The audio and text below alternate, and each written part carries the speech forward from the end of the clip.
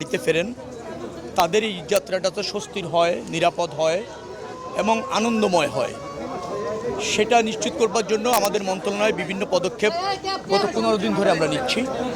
সেই সিদ্ধান্তগুলি এখানে বাস্তবায়ন কতটুকু হয়েছে, মানুষ তার সুফল পাচ্ছে কিনা, এখানে ভাড়া ঠিক আছে কিনা, লঞ্চগুলি যে ছাড়বে সেখানকার পরিবেশ হ্যাজার্ড মুক্ত আছে কিনা, যন্ত্রণাদায়ক না এরকম স্বস্তির, সেটা বাস্তবিকভাবে কীভাবে হচ্ছে, কতটুকু হচ্ছে, কোন প্রক্রিয়ায় হচ্ছে, যেভাবে নির্দেশ দেওয়া হয়েছে, আশা করা হয়েছে সেভাবে হচ্ছে কিনা তাই দেখতে এসেছি।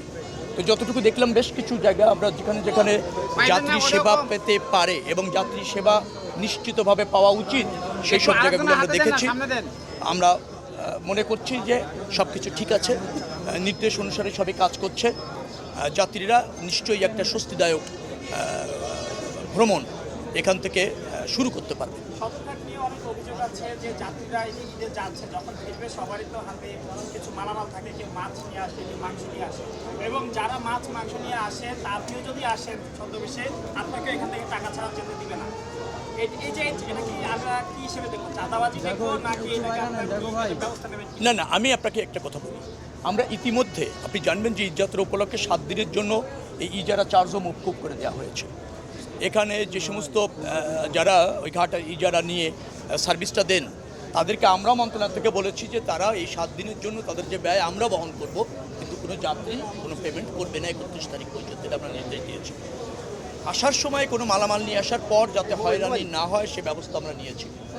কোনো হয়রানির ঘটনা ঘটলে যদি আমরা জানতে পারি, নিশ্চয়ই যারা এর সাথে যুক্ত হবে তারা শাস্তিযোগ্য অপরাধ হিসেবে গণ্য হবে এবং তারা শাস্তির আওতায় আসবে। তারা আমাদেরকে বুঝতে পারবে এবং আমাদের নির্দেশনা অনুসারে কাজ করতে সক্ষম হবে আমার মনে হচ্ছে। কারণ অল্প দিন, আমরা মনে হয় 20-25 দিনের মতো দায়িত্ব পালন করছি।